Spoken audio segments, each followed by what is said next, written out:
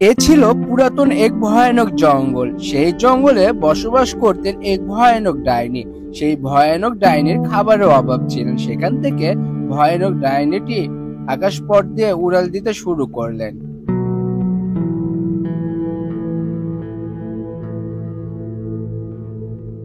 ভয়ানক রাক্ষসিনী বাড়ির ছাউনিতে বসে ভাবতেছেন, এই সেই আপেল গাছ, এই আপেল গাছে আমি বসবাস করব।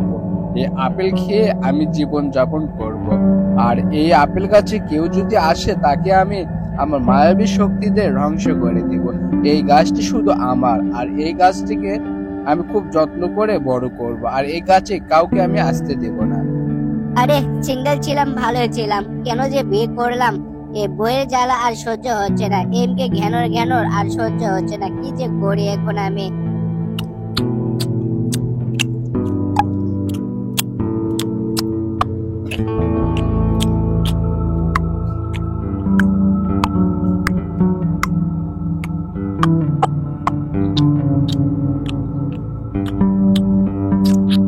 আরে এই গাছের আপেল গুলো তো অনেক স্বাদ।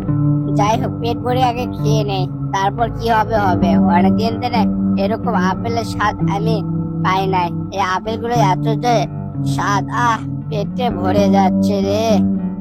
এদিকে ডাকু শিয়ালের নতুন বউ ডাকু শিয়াল না আসার কারণে ঘুমিয়ে পড়েছে। বিকেল বেলায় এর চোখে এত ঘুম, কি আর করবে। ডাকু শিয়াল ওইদিকে মনের আনন্দে আপেল খাচ্ছে, আর এদিকে সে অনেক রেগে। এ হাদারাম আমাকে জ্বালিয়ে মারবে, এখনই যে রকম করতেছে আরো তো দিন পরেই রয়েছে।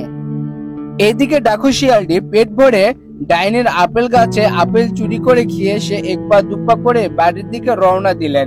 তখনই সেই ভয়ানক ডাইনিটি আপেল গাছ থেকে বের হয়ে বলেন, আরে তুই আমার গাছের আপেল চুরি করে খেলি, এর প্রতিশোধ আমি নেব।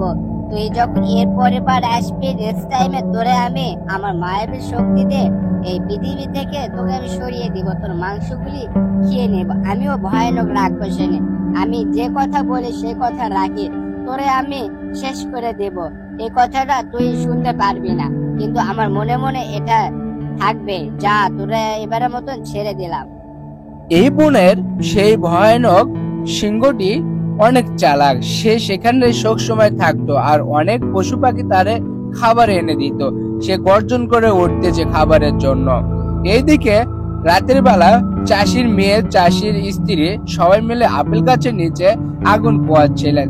তার মেয়ের খুব কান্নাকাটি শুরু করে দিয়েছিলেন যে বাহিরে সে আগুন পোহাবে, ঠান্ডার অনুভব সে তার শরীরে নেবে। তখন সেই আপেল গাছ থেকে ভয়ানক ডাইনিটি আগুনের ঝিলকা নিয়ে শরীরে লাগার কারণে সে অনেক রেগে যায়, আর মনে মনে ভাবছে, না, আমার মায়াবী শক্তিতে আগুনে এদেরকে পুড়িয়ে দিব। সঙ্গে সঙ্গে তার জাদু করে আগুনে তাদেরকে পুড়িয়ে দিলেন।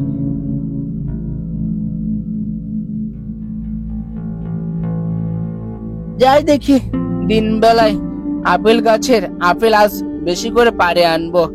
আরে নতুন বইয়ের আপেল খাওয়ার খুব স্বাদ জাগেছে, যাই দেখি কি যে হয়। এইদিকে ডাকু শিয়ালটি আপেল গাছের আপেলগুলোকে অনেকভাবে লাঠিতে আঘাত করতেছেন, তবুও তো সে আপেলগুলি পড়তেছে না। সে অনেক চেষ্টা করতেছেন, কোনোভাবে সে আপেলগুলি পড়তেছেন না। কেন পড়তেছেন না? সেই ডাকু শিয়াল সে মনে মনে এটাই ভাবতেছেন, আর জোরে জোরে তাদেরকে আঘাত করতেছেন। আপেলগুলো তো পড়তেছে না। আরে এই আপেলের আবার কি হইলো? এত জোরে আমি মারতেছি, তবুও তো আপেল পড়তেছে না। দেখি আরো জোরে জোরে মারবো, থেতলা করে ফেলাবো, তবুও আপেল আমি ফেলাবো। আমি আপেল খাবো আর আপেল নিয়ে যাব, তবু কেন পড়তেছে না?